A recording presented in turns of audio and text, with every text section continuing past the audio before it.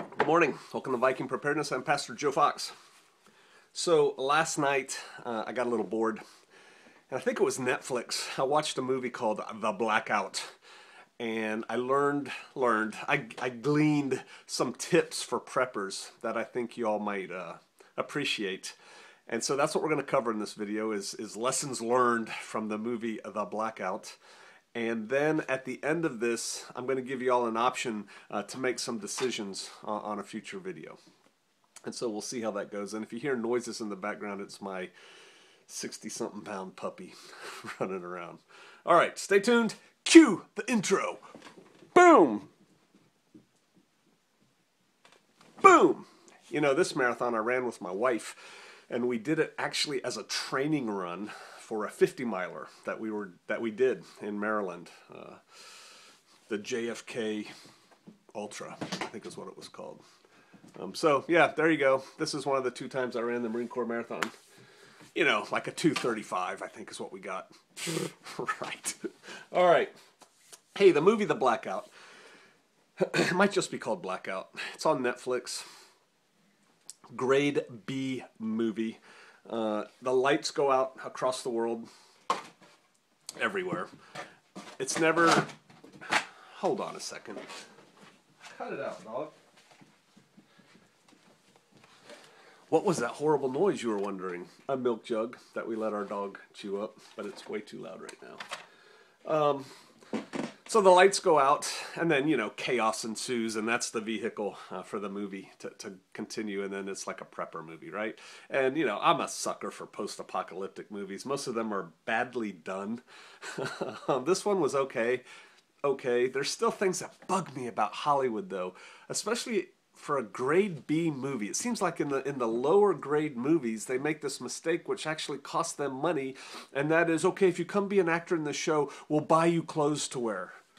And so everybody's wearing brand new clothes. Like I showed you this shirt, right? You can tell this is a worn shirt. I mean, you know, it's not brand new off of some seamstress thing. Or if I'm a dude, and actually I'm a dude who wears, you know, like flannel shirts, I'm not going to have a nice, you know, if you're filming me down at Shofar Mountain, right? You know, that's the scene. I'm not going to have this nice pressed brand new flannel shirt on. They ought to get their costumes from Goodwill, right? Whatever. I mean, you know, that was just one thing. That's kind of like a kicker. When you see everybody's wearing brand new clothes, it's like, yeah, this movie's low budge. And why is that? It would be cheaper if they actually used low budge clothes. But I digress. All right, so I made a list. 10 lessons learned from the movie The Blackout. So like I said, the lights go out and chaos ensues. The first thing is, it's good to have light. Right? It's good to have flashlights everywhere. Women, do you carry a flashlight in your purse? Men, do you carry a flashlight on your belt? Guilty? No. I gave a friend of mine, actually a neighbor here at High Prairie Acres, years ago. Man, 10 or 15 years ago, I gave him a mini mag light. And it came with a little nylon holster. He still carries a mini mag light on his belt. He says it's the best present he ever got, right? And he uses it all the time. He's the guy that convinced me to start wearing gloves. He carries gloves around with him all the time too. But lights, do you have light? You know, you can get, and this is not a paid promotion or anything, but it's just coming to my mind while I speak. Do you know that really cool little through night flashlight that I showed y'all, the little baby one that I gave to my wife? And I said I was going to order 3 more, and I never did, and now I don't have my own. You could get that and put it on a zipper pull of a jacket, so you'd always have a light. Or women, you can hang one on your purse, right? You can carry a brighter one in your purse.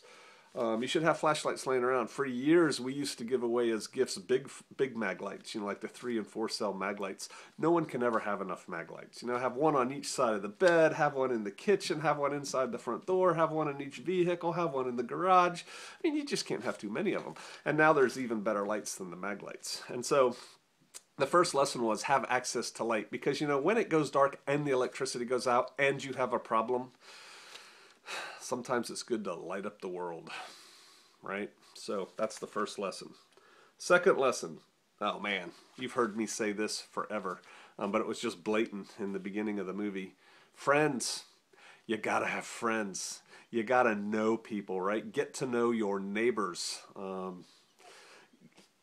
get to know them, let them get to know you, be able to have conversations so when things go horrible, at least you have, it's not like, hi, how do you do? I'm your neighbor that's been living here for 10 years. It's like, hey, Mrs. Johnson, is everything okay? You know, blah, blah, blah. And then friends can band together and help each other. So that's number 2. Oh, number 3. My dog's bugging me now. He found something else to chew on. Number 3, getting drunk or high is detrimental to your survivability, right? You should never be drunk or high. You should never be out of control. If you're out of control and Murphy shows up with his 6 friends, you're toast, man. So don't be getting drunk and don't be getting high. You know, incapacitatedly so, right? There's a difference between, you know, having a couple sips of wine and, you know, or a glass or 2, whatever. Depends how big you are, and you know, drinking a whole bottle of wine. Be like, let me taste that, man. When the lights go out, whoo! You don't want to be like that ever, right? So that's number 3. Number 4, you've heard me say all of these before. I don't think I got a new insight, but it was just like they showed up. Medical skills. How are your medical skills? Can you deal with a medical emergency in the absence of 911? What's your emergency? I got somebody bleeding out. I have somebody with a bone sticking out of their upper arm. I've got. Someone's not breathing. Do you know what to do? Why not? You should. You should be very confident in your ability to take care of a major injury from which someone could die in the next 10 minutes, right? 20 minutes. You should be able to deal with that stuff. Go get training at the Red Cross. You can learn a lot, you know, just from books. I just watched a Mark Dice video where he's asking people what's the last book they read, and they're like, huh? You should read books. I know y'all do, right? Get some first aid books and read them. The Boy Scout First Aid Merit Badge book's a great book. And so read that stuff and learn some first aid, because when you need it, you need it. You know what I mean? I used to say, and I guess I still say, but I don't really think about high school much anymore since I don't have any high schoolers. But I used to say it ought to be a mandatory class in high school. Maybe for high school juniors or seniors as part of PE, right? Physical education. Put a block of instruction in there on first aid so that everyone graduates high school with basic first aid skills. I'm not saying make them special forces medics, but they ought to be able to stop bleeding and, you know, treat for shock and, you know, immobilize and that kind of stuff. So there you go. Learn some medical skills. That was number 4. Number 5, carry a weapon all the time. Ta-da! You should never be anywhere without a weapon. Ever. You know, here, sitting at my computer, sometimes I unholster. I got that, right? What is that, Pastor Joe? What model is that? Dun, dun, dun, dun, dun. Chiefs Airweight Special. 38 Special. Hey, you know, whatever. But you should have a weapon on you all the time. Women, yes. Men, yes.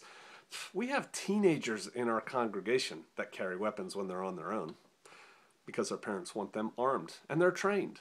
All right, so you should have a weapon because, again, that's kind of like first aid skills. When you need it, you need it. You can't be like, wait, stop. I have a really cool gun in my trunk. Can I go get it?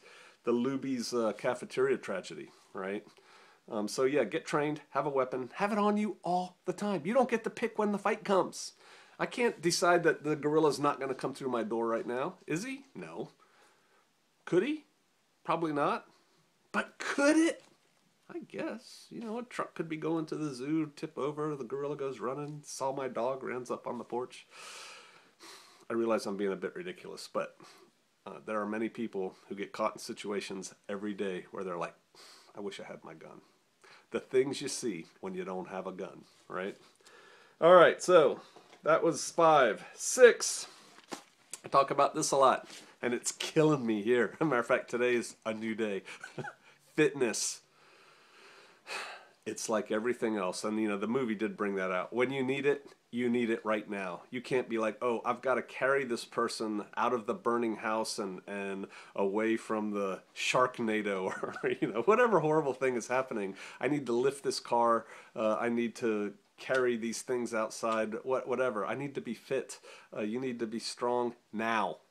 You know, when you need it, right? When you need to be able to run for your life, you need to be able to run for your life. How far can you run? Go! How far can you go? Most of you, not very. you should be able to, fitness-wise, lift heavy things, run fast, run far. Two aren't necessarily linked. You should be flexible so that when you bend over to pick up a little kid, your back doesn't go, you know, you don't pull a muscle or something. So yeah, so strength, flexibility, and, you know, aerobic capacity, right? Be able to do work. And I've done lots of videos on fitness. But again, when an emergency happens, and I said this before in another video or maybe on my blog, I used to be a member of the Rubicon, and there was an article that somebody wrote there called "Too Fat to Run," and it was a great article, as I recall. I haven't read it for years, but it was about a person that was a survivalist. We called ourselves survivalists back then, and this big hurricane came to Florida, and this person had to like take off and do something, and all of a sudden realized, I'm this big survivalist surrounded by supplies, and I can't run across the street because I'm too fat. Get fit. Get fit now while you can, like everything else. All right, so that was 6. 7. This is important. I talk on all these things to one extent or another. Things can and do go badly quickly. When things go bad, it can happen fast. You know, 1 minute you're like, la la la la, get away from my tripod, dog. Hold on. Where's my, oh. This is our new tool for the dog. It's just water, but he hates it. Pastor Joe, where's your brain at this morning? Well, first of all, I haven't had enough coffee, so, you know, here. So I'm just waking up and doing this. I wrote these last night. All right, things can and do go badly quickly. OODA loop, right? When things go bad, orient. You know, you observe it, okay, they're going bad. Well, orient. You have to understand and accept what is happening so that you can take the next steps, which is decide what you're going to do and then act. Leave the shoe alone, dog. This puppy is in that chewing stage. It's horrible. Chewed up a pair of my Vans. Dude, really? Things can and do go badly quickly. And so you have to be prepared to deal with that mentally. How do you do that? That's tough for those of you who lead fairly sedentary lives that don't involve a whole lot of real-world stress. Because stress is something you can be, inoculated to. You can learn to deal with stress by being subjected to stress at certain levels. You get subjected to too much stress and your beard turns white and... Yeah. But no, you can learn to deal with stress if you just, you know, deal with little stress and then more stress and more stress. You can do things like sign up for those first aid classes. Go compete in shooting competitions. There's stress there. Go try and be a volunteer firefighter, right? There's stress there, and then you learn how to deal with it. And once you've dealt with stressful situations several times successfully, they're no longer stressful. And so what freaks other people out, you're just like, yeah, okay, we got to deal with this. And so that's how you do that. But you have to understand that things can go bad quickly, and you have to orient on that. You have to recognize it. And like, this can't be happening. This can't be happening. The lights can't be going out. Now I'm getting ready to have a baby. Yes, you're getting ready to have a baby, and the lights are out. Now what? All right, so there's that. Number 8, organization. Organizational ability. Organizations, both good and bad, are in a advantaged position when things go south. If you have an organization that already has some basic plans and ways of working together, when an event happens, when an emergency happens, this organization can step in and impose their will, its will, on the people around them. And most people who are like deer in the headlights, you know, big eyes, okay, all right, I need everybody over here. Bob, take them into there. Okay, got it. And people will just be like, okay, and they'll go along. And this is what's behind, you know, like fire departments and police departments or organizations. They show up on a scene, they exert control, and things happen for the good, right? Generally.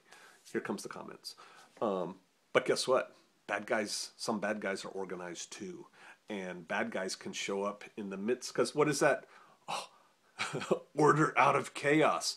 Where have we heard that before? Who uses that statement? Order out of chaos. Thesis, antithesis. We're going off on a tangent. But yeah, there's a chaotic situation, and the motorcycle club comes into the middle of it and goes, this is now our town. They would probably be their town, right? Reality speaking, because everybody else would be confused, wondering what happened. There's those that make things happen, those that watch things happen, and those that sit around wondering what happened. Those are the people that get acted upon. So organization, the better your organization now, the more effective you will be later. There's a lot of people out there who think, well, when the time comes, when the balloon goes up, I'm going to get together with these people and do these things, and therefore that's an organization. That's not going to work nearly as well as if you had the organization now. And the organization now could be your bridge club. I know a lot of you don't even know what bridge is. Could be your Friday night neighborhood barbecue club, you know, whatever, that you just get together and do regular things, but you know each other now. You've had discussions. You're into each other's lives a little bit. So when something happens, you can say, hey, all right, well, Nancy, I know that you have that big diesel pickup truck, so blah, blah, blah. And that's an organization of a sort. So yeah, you got to hang out with people, get organized. Number 9. Now how is that? I thought I already covered this. Hold on. Because I said have a gun already, right? Oh, yeah. Okay, number 5 was wrong. I've already talked about having a weapon on you all the time.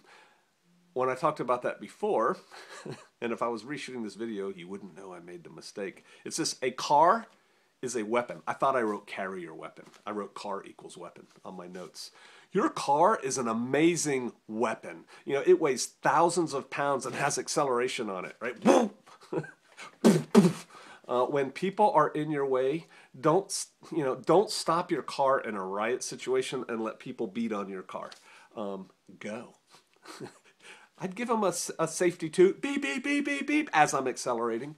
You know, get out of the way, or you're going to get hit by my thousands pounds of steel and plastic and rubber. But yeah, you can use your car as a weapon. And there are techniques in the parking lot. You know, if you park your car and you turn the wheel all the way to the right, this is my right, your left, so you turn the wheel, you know, turn your wheel all the way to the right when you park. Park, turn the wheel to the right, turn it off, get out. When you get in your car, let's say you get in your car and lock your door, because you should, right? You get in, start the car, and all of a sudden there's a guy there with a gun, right? Get out of the car! All you have to do is put it in reverse and floor it, and because your wheels are already turned this way, the car's gonna smack him right into the guy next to him, right? Things like that, think about. Somebody's trying to run you off the road. There are techniques not to get run off the road in your car, beyond the scope of this. And I really don't see how I can do that, because I can't afford to buy crash cars to teach you this like people taught me. But there are techniques with the car. But just remember this, man. You're driving a big, heavy thing, and if someone gets in your way, move them out of your way. Don't freak out and stop. All right, so car's a weapon. All right. Dun, dun, dun. And then number 10. Have a security plan for your place. I have a written out plan for Shofar Mountain. I don't know where the written out plan for here is, and things have changed here at High Prairie Acres. I was actually thinking about doing a video on that and writing up a security plan. But obviously I'm not going to write up the security plan for this place and show it to y'all. But something to do is think about, in the event of an emergency, you can define emergency however you want. We're going to take these steps: 1, 2, 3, 4, 5, 6. Type them out, put them in a 3-ring binder and a little document protector in your emergency action booklet, which is probably a good video for another time, so that you can just open that thing up, pull it out, and go. And maybe you have a couple, you know, one for each person. Here, take this. You go do the even task, I'll do the odd task, you know, whatever. You can break it up how you want, but it should be, this is what we're going to do first, this is what we're going to do second, this is what we're going to do third.